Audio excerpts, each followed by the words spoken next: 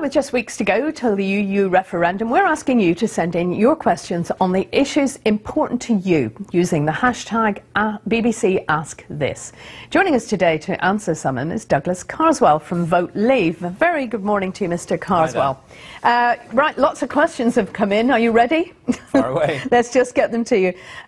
First of all, this is from Samuel Marcora, who says, what is an acceptable level of annual immigration according to Vote Leave? Well, if you vote to leave the EU on June the 23rd, you're voting for us to have an Australian-type points-based system so we can control our borders. You're voting for us to take back control.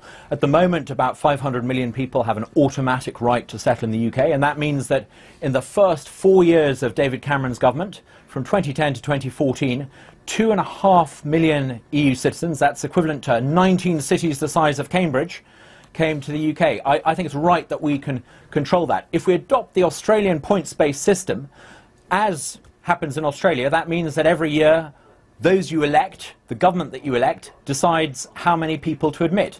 Now, you know, I think we would need to look at how well the economy is doing and what the demands of industry are. I accept there's an important case to be made for labour mobility, but we need MPs in the House of Commons each year and government ministers to outline how many visas they intend to offer and make sure that the people who come have the skills we need, and including amongst that, as they do in Australia, an ability to speak English. I think that's fair and reasonable. That would allow us to have the migration we need for the skills that the economy needs, but it would allow us to control our borders. I think those two things are perfectly legitimate and doable, and if you want that, vote for it on June the 23rd. OK, I'm just going to drop down my list a bit because Christine Ann asks what would be a follow-up question to this. Migrants are entering Britain by crossing the Channel in rubber boats. Is an Australian-style point system going to solve that problem? Well, it's now 21 months since any boats landed illegally in Australia, and one of the reasons why Australia has been so successful at making sure that, you know, some of those terrible tragedies we saw in the Mediterranean last summer, they used to happen off the coast of Australia. Australia stopped the boats, and by stopping the boats, they've stopped those horrific disasters at sea. Now, you know, we've heard recently of a couple of boats landing in Kent. I think it's important not to jump to too many conclusions, but clearly we need to look at how other countries have handled these sorts of situations. We should look, I think, at how Australia's handled it, and perhaps compare that to how other countries like Greece and Italy have failed to handle it. But, you know, when all those years ago we decided to open up our borders to what became the EU, we had no idea the EU was about to open up its borders to the whole world. I think the safe thing to do on June the 23rd is to vote to take back control.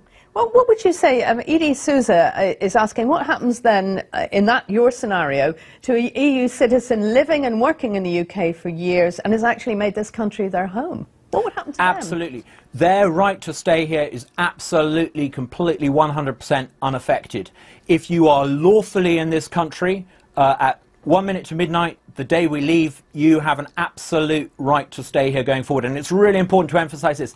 I meet a lot of folk who say that, you know, they have a Polish son-in-law or a Czech girlfriend, and they want to know, and quite rightly, that the rights of those EU citizens living in the country are absolutely unaffected. In fact, more than that, we can guarantee that if you vote to leave the EU on June the 23rd, the rights of existing EU nationals living in the UK will be maintained, and a good thing too. And as indeed will the rights of the 1.5 million British nationals living in the EU.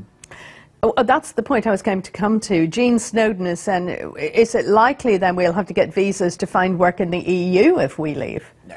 Today, if you're British and you have a British passport, you can go to, I think, 132, I may have got it wrong, and maybe it's 134 countries around the world without the need for a visa. You know, I suspect that actually we're going to see with technology more and more seamless documentation when people travel from one country to another. The sort of technology that we see when we make contactless payments will become very commonplace when it comes to passports in a few years. I think the question is more on visa to get work, so a work permit, in other words. Are we going to have to get work permits to work in the EU? No, I don't think so. I think if you have a job offer and you've been offered a job, you'll be able to take up that job offer. But look, you know, I can't foresee over the next 20, 30 years what every Spanish government may or may not do.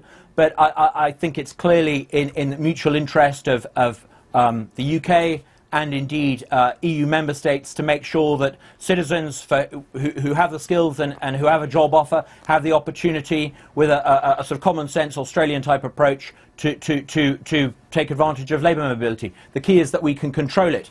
The government, until last month, hadn't even admitted that 2.5 million EU nationals over a 4-year period had come into the country. Not only can they not control it, they're scarcely aware that it's even happening. If we had an Australian points type system, if people vote for that on June the 23rd, it means we get to take back control. Yeah, but you're not going to get that on June the 24th, are you? That's going to take quite a long time to put in place.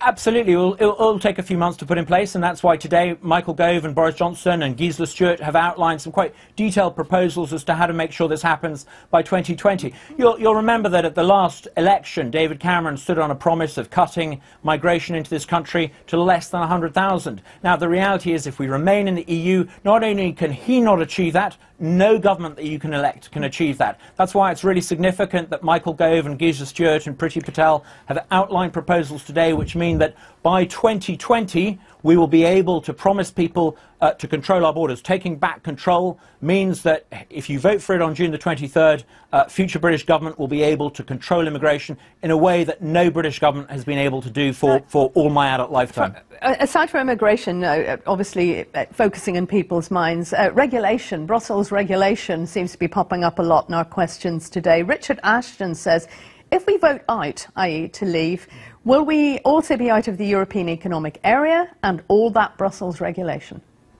Well, I think it's really important to stress this point. If we were to leave, all existing EU law and regulation would become UK law and regulation, unless subsequently amended by a future government. It's not for me to write the manifestos of all future parties. I wish it were, but it's not.